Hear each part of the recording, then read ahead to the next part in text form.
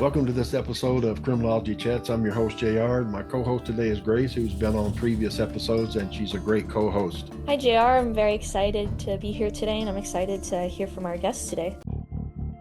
Yeah, our guest today is Detective Jason McDonald from the Aurora, Colorado Police Department's Major Crimes Homicide Unit. Boy, that's a mouthful, but we got it out. He graduated in 1998 with a Bachelor of Arts degree in kinesiology from the University of Colorado Boulder. And after that, he obtained his teaching license at Metropolitan State College of Denver. After a few years of teaching middle school in Aurora, Colorado, he joined the Aurora Police Department in June of 2004. He worked in various positions, and in 2013, he was promoted to detective. He's worked in crimes against persons, general investigations, robbery, gangs, homicide, and finally landed in 2022 in his current position as a detective in the cold case homicide unit. He's also an avid mountaineer who has climbed over 300 mountains in 18 different countries and on 6 different continents. And today, Detective McDonald will talk about investigating cold cases. He will explain some of the difficulties and triumphs in working cold cases. Welcome to our show, Detective McDonald.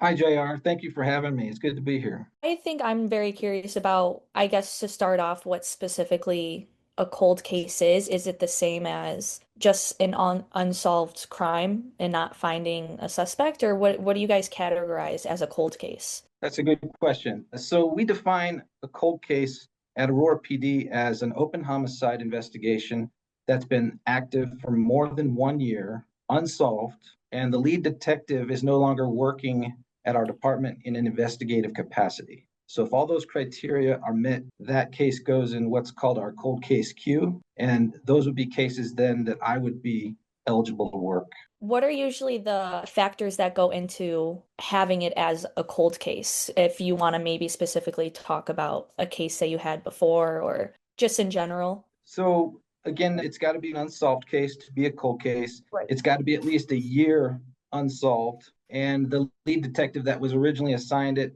is no longer in an investigative capacity. So when I get a case that's in that status, I know that it's been worked for at least a year, it's unsolved, and I may not even have that original detective to bounce things off of anymore if they've retired or if they're gone to another profession or whatever. So going over a case that's in the cold case queue, I'm going to read all the police officer reports, all the initial responding people. That includes the CSI crime process reports, the coroner reports, that DID and the findings of the coroner, all the detective follow-up that was done, all the interviews they conducted. I'm also going to examine all the evidence that's been collected in the case. So photos, videos, all the physical evidence that's in evidence. And that leads me into the next thing I'll do is I'll visually inspect all the physical evidence that we have in the case. And what I'll do is I'll kind of determine what evidence we've got, if it's still viable for testing, and what testing I want to do with it. So if there's DNA, fingerprints, ballistics, physical evidence that maybe hasn't been swabbed yet for touch DNA, get that stuff tested if it's not already been tested. And sometimes, if it's a really old case, back in the 80s, for example, DNA wasn't really even a thing yet. So there may be physical items like clothing off a victim that's never been examined for DNA, because that wasn't even a thing back in the 80s. Right. I may do that now. And what I have to do to get that accomplished is first have kind of an evidence viewing with the lab technicians that are actually going to do the work. And they will do kind of an inspection to make sure that the stuff is still viable for testing. Sometimes things get degraded over time, including blood samples. Sometimes blood samples even will degrade enough over time that they're not viable for DNA testing, which is a shock, right? Fingerprints too. We know that the oils that's left behind to cause a fingerprint, that those things dissipate and are gone over a series of years. So after I inspect all the evidence and determine what things we can do with it, I make a to-do list. After reading all the reports and interviews and evidence, I make a to-do list. It's as simple as that. And that may include listing any witnesses that need to still be interviewed or re-interviewed if I feel like there's questions that weren't asked of them originally that I'm interested in finding out the answers to. Also finding out what witnesses may still need to be found. Sometimes there's people that police knew were witnesses that can't be found at the time. And so the detectives will put an attempt to locate in the system for those people, hoping that when they get contacted by law enforcement someday down the road, they'll be told to call this detective because they want to talk to you about this case. If there's any of those witnesses still out there, I'm going to physically try to go track them down if they've not already been contacted. I'm going to contact the victim's family, introduce myself, let them know I'm the point of contact going forward with the case. And I'm going to contact not only the family, but their friends, the victim's friends, and find out from all these people if they've learned any new information over the years, if they have any theories of their own about how their loved one died, because these people knew the victim better than anybody, certainly better than the detective handling the case knows the victim. These people knew them well, lived with them, who they suspect have done this. And you'd be amazed at what kind of great leads you get that were never told to police before. So it's an important question to ask these people. On my to-do list, I listed locations, residences, vehicles, cell phones, computers, any social media accounts that need to be searched, that haven't already been searched. You know, cell phones weren't even a thing in the 80s.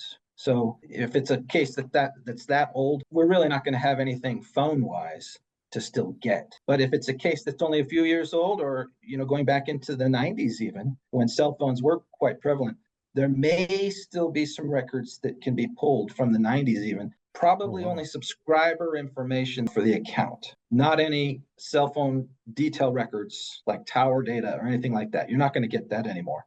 But some phone companies will still be able to provide you subscriber information for who owned that account, for example. So I'll author any search warrants or production of record, court orders for any of these things that I feel are still viable and can help the case. I'll use police databases and other resources to try to identify the suspects in the case or locate evidence that's maybe missing in the case. And an example of that would be using a database called Leads Online, which tracks pawned items throughout the country. So every pawn shop, a licensed pawn shop in the United States, record the seller, who's bringing in something to pawn it. And they gather their identification from them, as well as usually a thumbprint. And so we have a very good database nationally of everything that's been pawned. So if I have a cold case where I know that the victim had maybe a necklace ripped off her neck and that necklace has never surfaced in the course of the investigation, I may, and I have maybe a suspect in mind, I may pull that suspect's pawn history, and it goes back a long way. And maybe I see a necklace of interest in their pawn history, and I can go to that pawn shop. There's a very slim chance, if it's an old case, that necklace is still at the pawn shop. However, having a record of that transaction could be very telling. Wow. Let's see. I also consider whether or not a pretext phone call will work.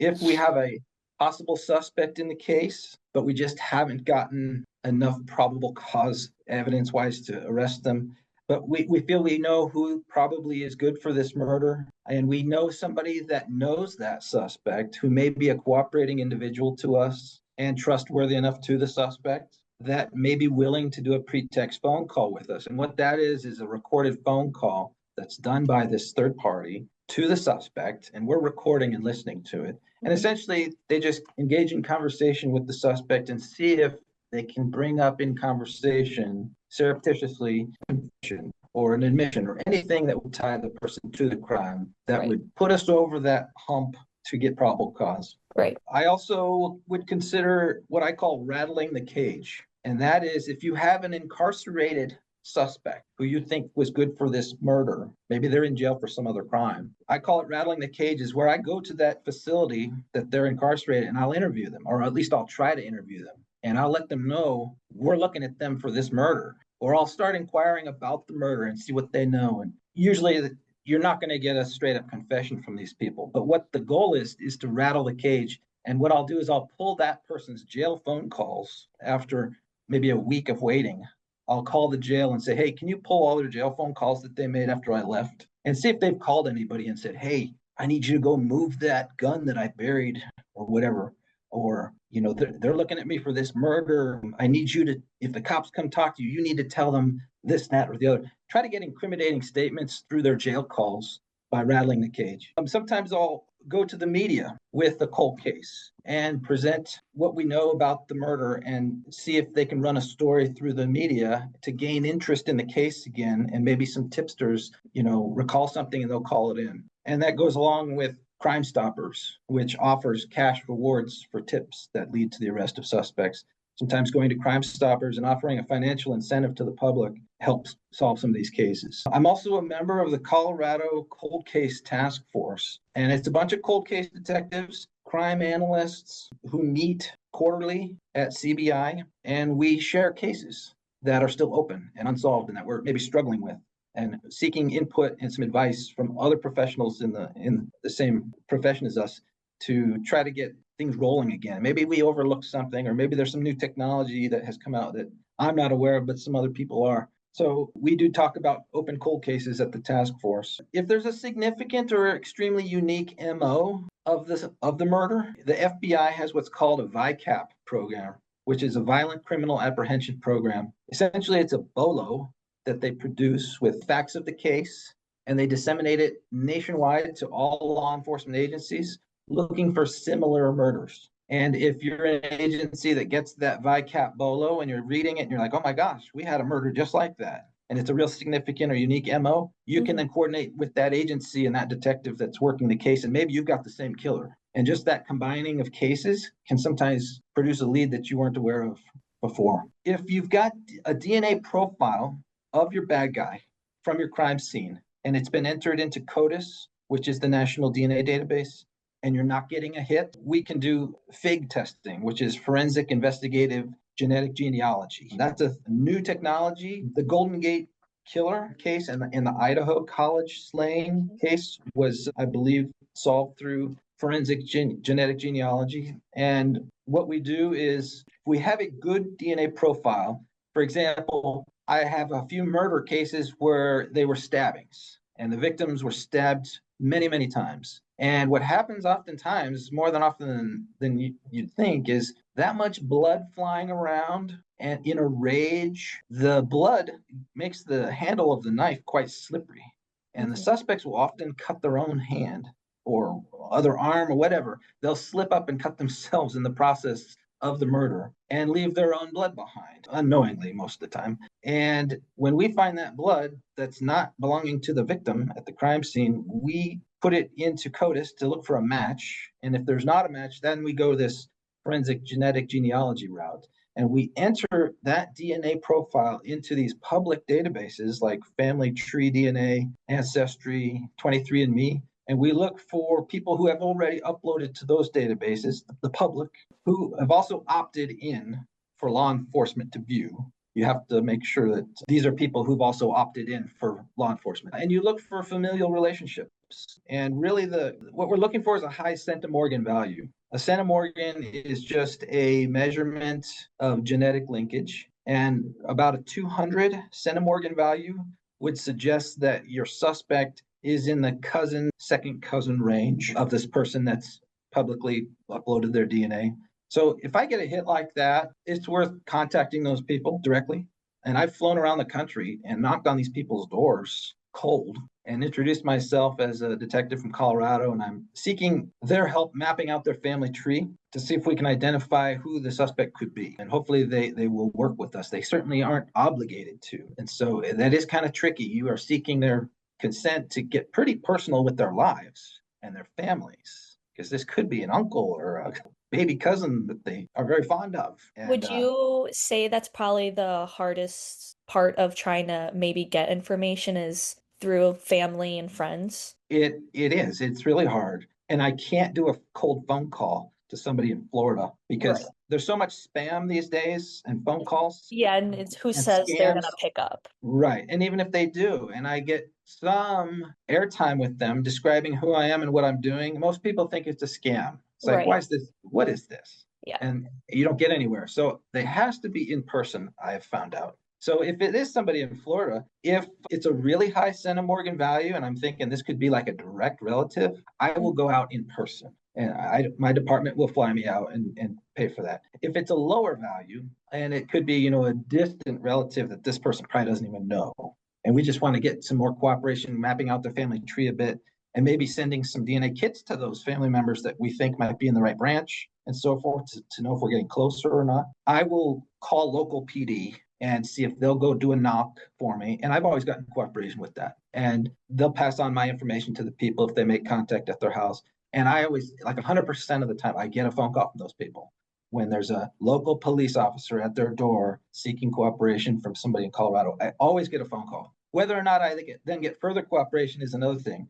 But I'd say more than half the time they cooperate. So I have a couple cases right now. We are working with forensic genetic genealogy to try to solve, because there's a few, again, there's many cases where an edged weapon is used and we have a blood sample of our suspect. Going down this same road, if I do get a very, very high centimorgan value, and we're talking sibling or child too, which would be in like the 3,000 plus centimorgan range, I can get a court order from my state if it's local. If it's out of state, what I would do is work with a detective of the local agency and essentially get them to author one for me. But a 41-1 court order is essentially non-testimonial evidence that you can compel somebody to give you a DNA sample. They don't have to talk to you. Mm-hmm. They don't have to do anything except comply with this order, which states they have to give you a sample of their DNA. And so that's like a buccal swab from their cheek. Yeah.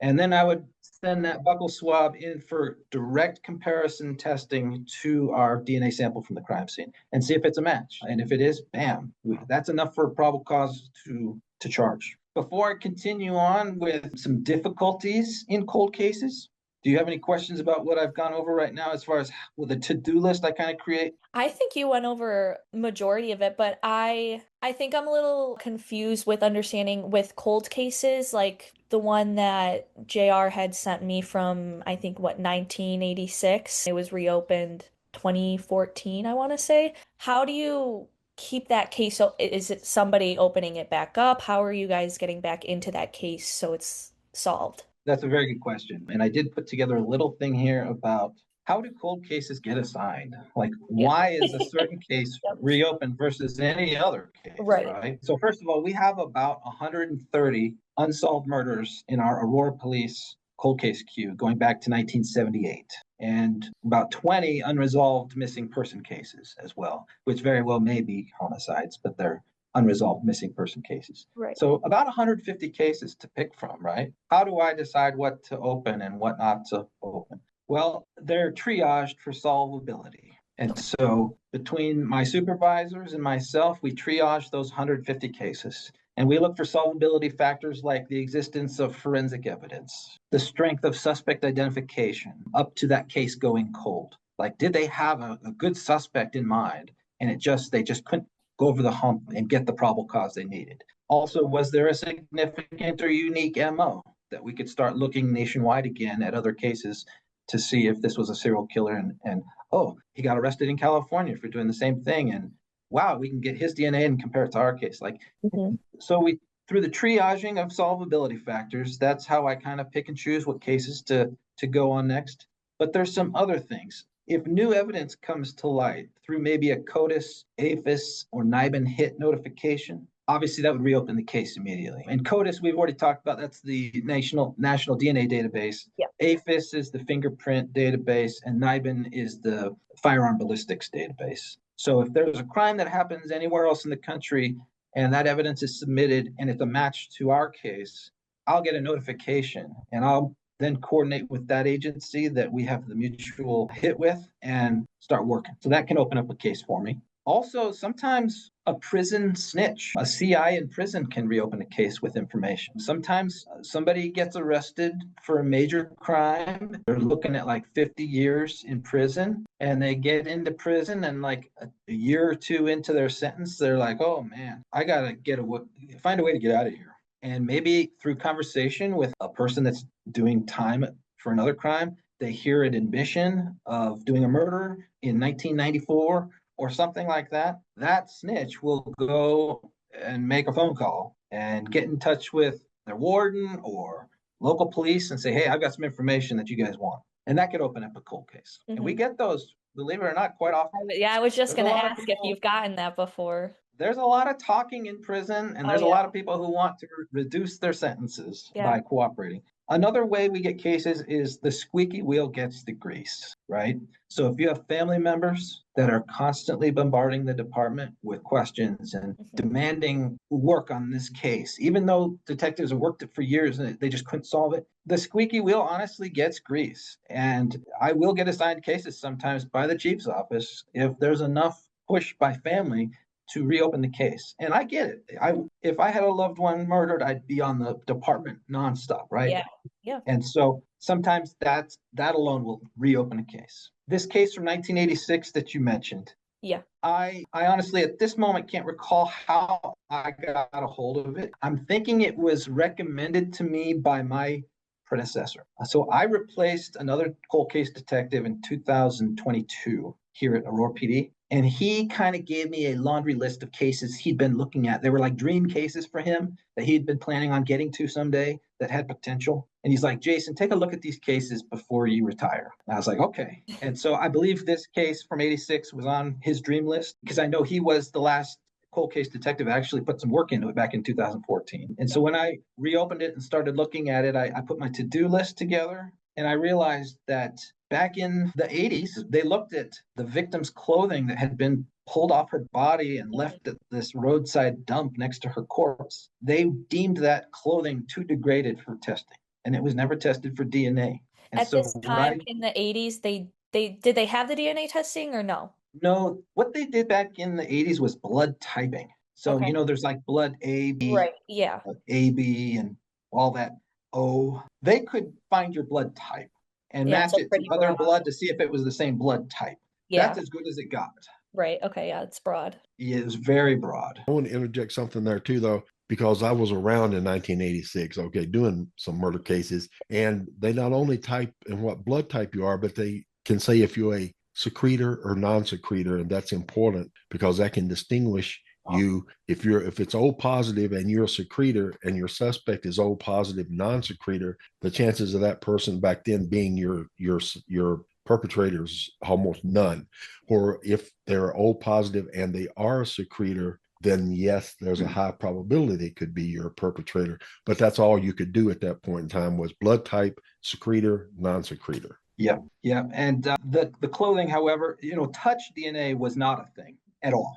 And they looked at her clothing and they just deemed it too degraded for any kind of evaluation forensically. And so it was packaged, it was collected. We still have that clothing. When I looked at the case, I realized that's something we should really look at. And I actually brought in lab agents from CBI to physically look at the clothing and all the evidence in the case as part of my standard evidence viewing process. And they determined her bra, her underwear, her pants, and boots. Let's test those items let's swab them for touch DNA. And this is really significant. For 40 years to go by, an outdoor crime scene at a makeshift roadside dump that was exposed to summer weather for a month to still get touch DNA off this stuff belonging to our suspect that removed it from her body is really something. And we got touch DNA out the inside of her waistband of her pants. The inside waistband of her jeans was a match to our suspect's DNA.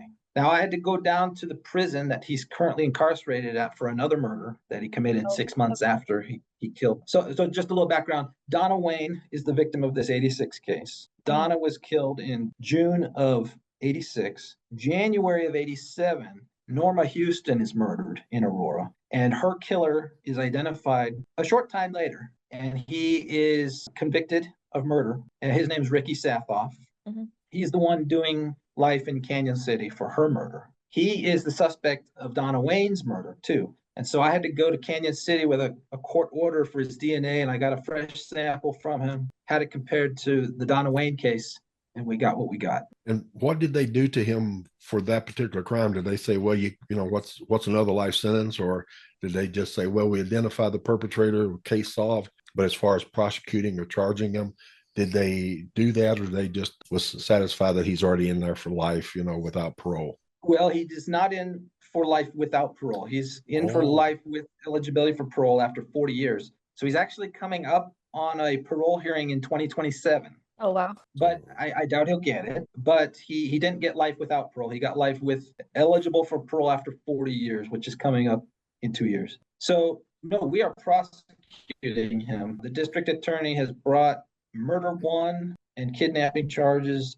on him, and it'll most likely go to trial. He has nothing to lose, right? I mean, he's already in prison. So no, we've charged him. Good. So I was just going to ask because I know that it said on the news website that she was also with three men. Was there any correlation, or did you figure out if there was other people involved, or were they dropped off? So detectives did a really good job back at the time of this homicide, interviewing everybody that Donna knew and everybody at this party that she was last seen at. And so these guys that she was seen leaving the party with, and you're right, there were multiple guys that she was seen leaving the party with, they've never been identified. However, and this is all publicly released information, I believe. She was last seen like 5 a.m. Yeah.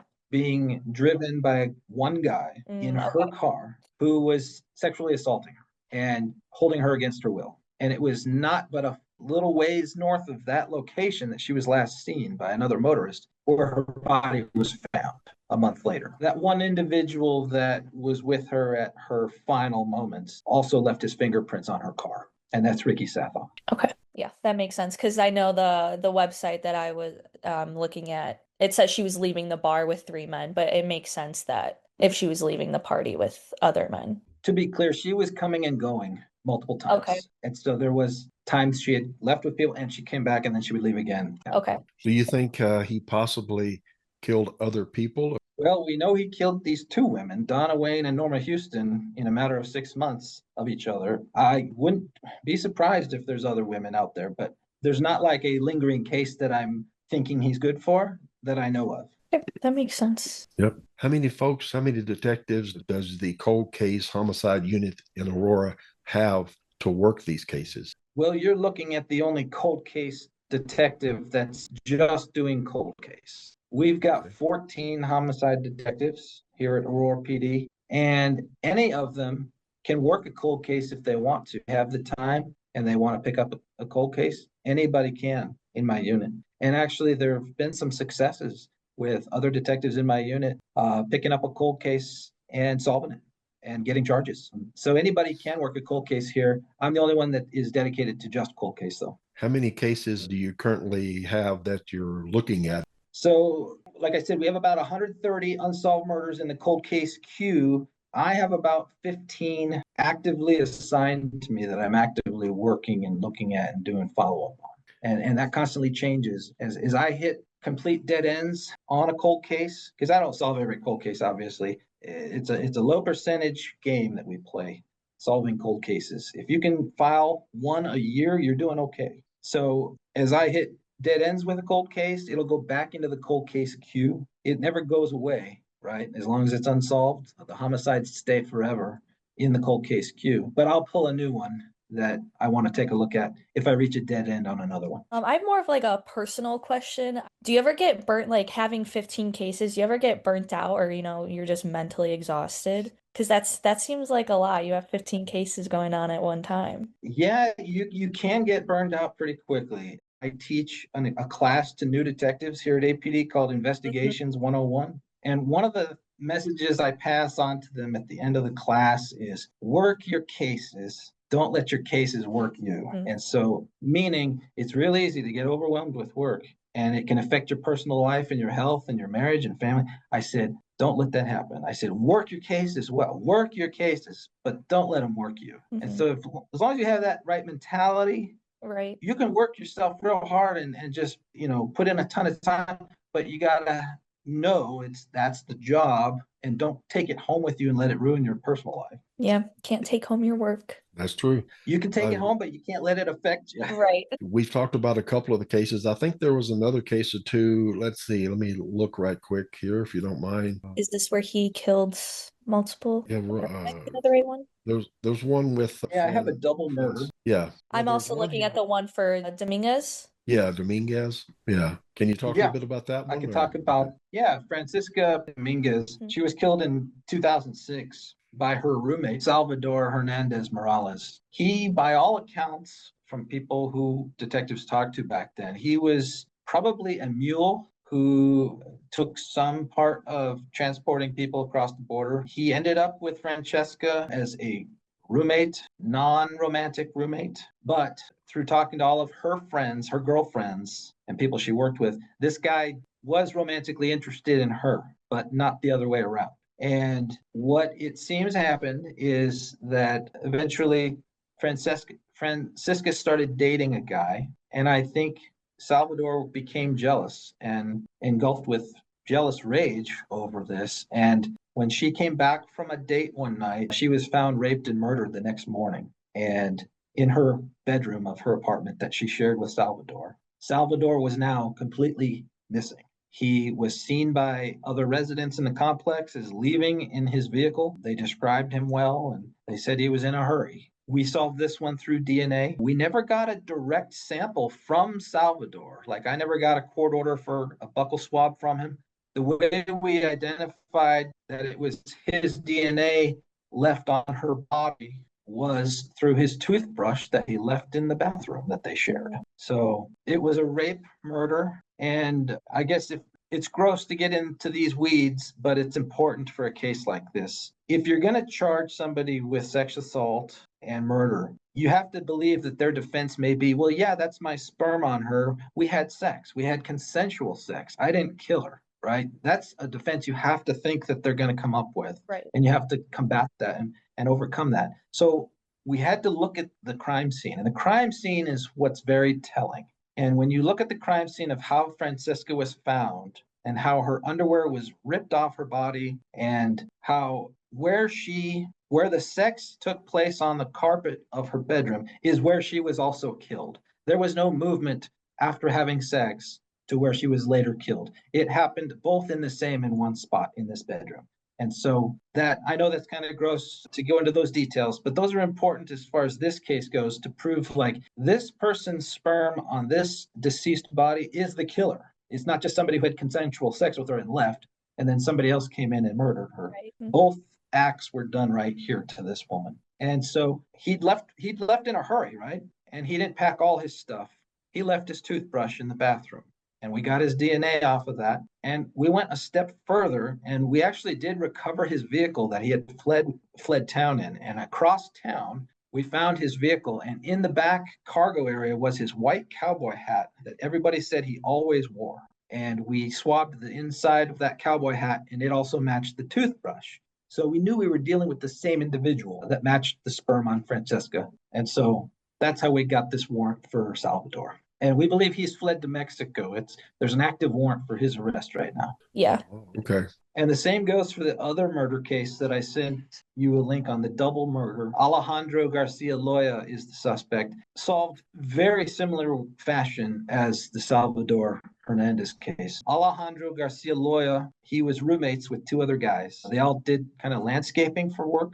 They lived in one apartment together. The two victims that he killed, were found by their relatives who hadn't heard from them for several days, which was very strange. And they weren't able to reach him by phone. They went to the apartment and knocked. They weren't getting any response. So they called police for a welfare check. And the police made entry and found both of the male roommates deceased. And the manner of death was quite brutal. They'd both been beaten to death with a baseball bat. Now, we didn't recover the baseball bat, but we're pretty sure a baseball bat was used for a couple of reasons. Number one, at the autopsy, the coroner noted the injuries were consistent with a blunt object like a baseball bat. And the blood spatter that existed on the walls where they were found was consistent with these blows about the heads and so forth. Another reason we suspect it was a baseball bat is because in Alejandro's bedroom, who's our suspect, we found a receipt from Walmart, and he had just purchased at Walmart the day before this murder a youth baseball bat, a Mountain Dew, and some cookies. And we found the Mountain Dew bottle and a half-eaten batch of cookies right there next to the Walmart receipt, but no youth baseball bat. And we pulled video from that Walmart, and it showed him making this transaction, buying the baseball bat. And by the way, he has no kids. So this youth baseball bat, he had no, young child that played baseball, and we did not find this baseball bat, yet we found the other two items that he purchased with it. So what got us also looking at Alejandro and how we linked the murder to him was the killer, after killing the two victims, pilfered through both of their wallets over the kitchen trash can and was kind of emptying out ID cards and other objects from their wallet into the trash can, and kept their debit and credit cards, though, because they were going to use them later in their escape. What they did then is they took off the blue latex gloves that they'd been wearing for this murder and threw them in the trash can, and they were found resting on top of the wallet items. So we know that the killer is the one who took those blue gloves off and deposited them on the trash. And so we got DNA from the inside of those latex gloves, right? Because you leave your DNA on the inside of those gloves. They only protect you from leaving your prints on the outside. Right. So we got a DNA match from that swabs from the inside of the gloves with the Mountain Dew bottle that was half drink that he left in his bedroom that he bought at Walmart. Those were a match. And so we knew that, okay, this is Alejandro, the roommate, that killed him because of the DNA. Oh, it gets better. He took the victim's credit cards. We followed up with the banks and learned of these transactions that he made to buy gas. He had stolen one of the victim's cars that was in the parking lot, loaded it up with stuff, and an actual tenant in the complex saw Alejandro loading like a TV and other stuff into one of his roommate's vehicles and took off with it. So he stole the roommate's car and he used the victim's credit cards to buy gas all the way to Mexico. And we were able to track and get the video from those gas stations that showed it to be him as well. So he has fled to Mexico, and there's an active warrant for murder for him as well. Do you get very much assistance from the Mexican authorities if they come across? So that's something that's above my pay grade. It's something that I don't deal with. It's something the district attorney's office deals with, because the case is now theirs to prosecute and to capture this guy. They do have a process with Mexico to try to get fugitives wanted for murder back to the United States. But that's a process that I'm out of the loop on, that I don't play a role, that I don't even play a role in. My only role might be, since both of these guys have not been interviewed, they both fled the country before they could even be contacted by police. If I were to get a notification, and I would get a notification if these two were found in Mexico and taken into custody, I would try to get a crack at a first interview with these guys before they were to get lawyered up, for example. I would see if they would consent to being interviewed. That would be my final involvement, really. Did he have a motive at all for doing this? That's a good question. We tried to figure that out, and the best we could come up with for motive was these three guys worked together, right? Our suspect, Alejandro, got arrested allegedly a couple weeks before the murder, and he was in jail, and his car was going to be towed because he was arrested, I guess, on a DUI or something like that. Okay. He calls from jail and calls his roommates and says, "Hey, I've been arrested. Can you get my car so it doesn't get towed?" And they're like, "No." And so maybe that pissed him off enough to kill them. I don't know. It seems pretty flimsy for murder, right? Yeah. But that's the only motive we could find, like any kind of bad blood at all that we could establish between these guys. Wow. I tell you, though, it's kind of funny that he used gloves and then took them off and put them in the trash there. Yeah, that's what I was thinking too. I want to, that's, to me, that's comical, but yeah, murder is not comical, but what that action of the suspect was comical. Yeah. Now, here's what's crazy. This is the devil in the details. Had those latex gloves been at the bottom of the trash can, they'd probably be useless evidence. But because they were placed on the very top, on top of the victim's wallets that had been pilfered through and set there in the trash, you knew that that was the gloves from the killer. But he would have been able to say, if we'd found them at the bottom of the trash can, yeah, I was doing house cleaning, and those are my blue latex gloves that I always use when I clean the bathroom. But there was no blood on them or anything from the blunt force? There was we not that I recall. I recall the real stinger in the tail being his DNA on the inside. Yeah, very interesting. So if you'd like, I could talk about difficulties in cold cases, things that really hard for us to overcome. Yeah. Working a cold case. I think this is a unique perspective that doesn't often get talked about. Is that okay if we go there? Yes. Yeah, please do that. So obviously, if it's an older case, we're dealing with deceased people no longer around. And that includes the police officers that first took the call, the CSI that processed the evidence, the coroners that did the autopsy, detectives that did the follow-up, witnesses themselves. Even the suspect sometimes has passed away, which would not allow us to get an interview from them. And so we often have a lot of deceased persons besides the victim that we're dealing with. Also, locating people in the case. Over several decades, people move all over the country. They change their phone numbers. So finding them, you got to use extensive police databases to even track these people down years later. Memories of witnesses fade over time, just as everybody's memories fade on things. Evidence decays. And there's also mishandling of evidence over decades of it being transferred from maybe one evidence warehouse to another evidence warehouse over time. You have to deal with the degradation of DNA and improper storage issues. Staleness of evidence is a huge thing too. For example, information that's too old or stale might not be able to be used to support the issuance of a search warrant today because it may no longer reliably indicate that evidence of the crime is currently in a specific location. You know, if you have a fresh murder that I go out on right now, and we suspect that evidence of that crime is in this location, and we have need to believe so, we can get a search warrant, right, to search that residence for said evidence. Working that same homicide 20 years from now, information that you have today is going to be stale in 20 years, and it probably won't amount to being reliable enough for the issuance of a search warrant. So we deal with that issue. Also, we talked about this a little bit earlier, evidence retention by tech companies.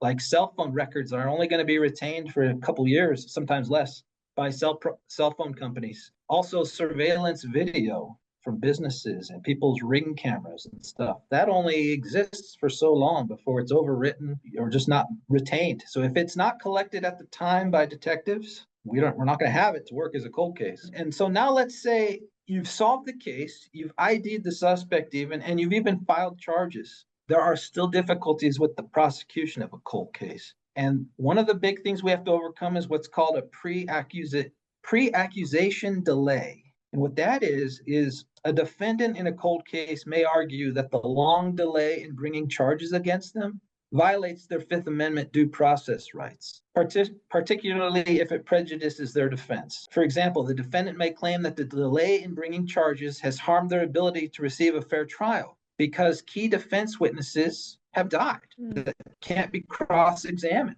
or crucial evidence has been lost that may have exonerated them. So that is a defense that a defendant may have just because we've brought charges against them 40 years later. Those are arguments that are going to go to motions hearings and have to be litigated by the prosecutor and overcome. Courts also consider the reason for the delay in bringing charges.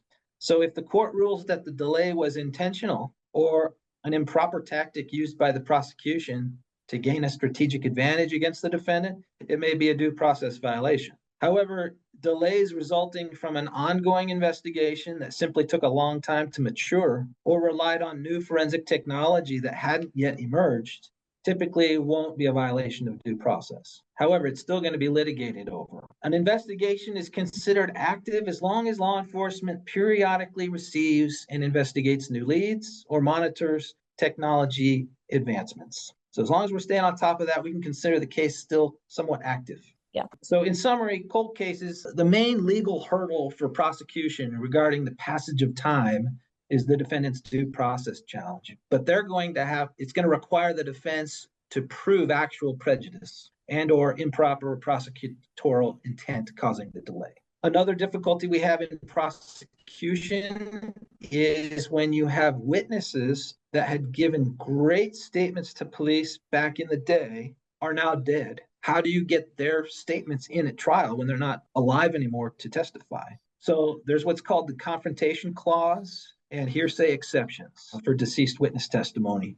There's case law about this. Essentially, the court reasons that the opportunity for cross-examination in an original trial is sufficient to ensure the reliability of the testimony. So let's say you had a mistrial, for example. Let's say this defendant was charged with the murder originally and you had a mistrial, but before the mistrial was called, you had witnesses testify about what they saw. And let's say 10 years goes by before that case is retried, but the witness is now dead. Their testimony in a prior trial can be sufficient to be used in the new trial if they had the opportunity to be cross-examined in that first trial. If a witness's prior statements do not meet the standards of the Confrontation Clause, it might still be admitted under exceptions to the rule against hearsay if the statement was deemed necessary and reliable. Now, that's pretty gray, broad language, necessary and reliable. You're going to have to litigate that, right? But if it's clearly like a recorded interview helps, and if the witness is deemed reliable and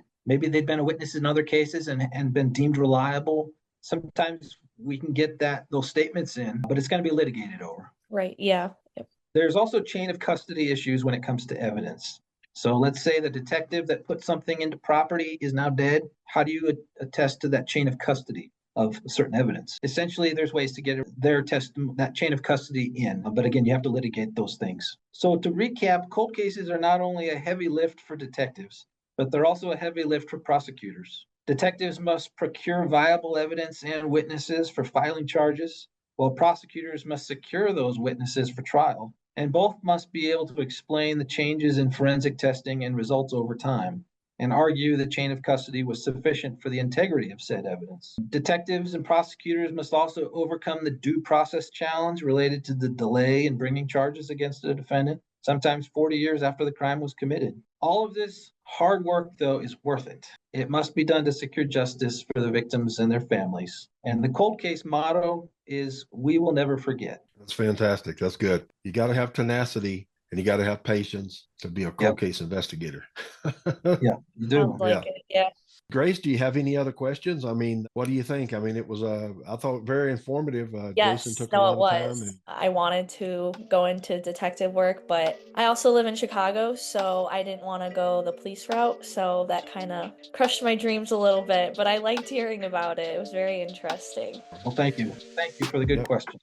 We thank Detective McDonald for being on this episode and providing his expert advice on cold cases and how to investigate them. As Detective McDonald pointed out, the two perpetrators in two of these cold cases are suspected to be in Mexico at this time. However, we want our listeners out there to know that if you have any information on the whereabouts of those two fugitives from justice, Salvador Hernandez Morales, Alejandro Garcia Loya, please contact Detective McDonald of the Aurora, Colorado Police Department at 303-739-6013.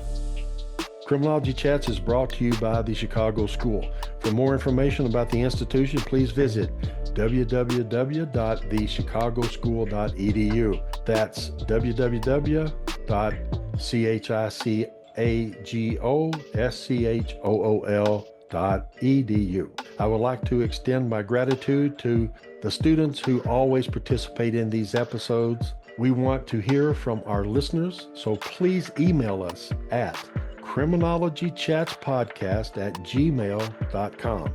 That's CRIMINOLOGYCSPODCAST@gmail.com. And also, please check out our YouTube channel at https://www.youtube.com/@Criminology Chats Podcast. This podcast is produced and edited by A.M. Peters with additional post-production services provided by Audio Photo Sensitive. I'm J.R. Rainbolt, and I eagerly anticipate you listening to our next episode. Be safe out there.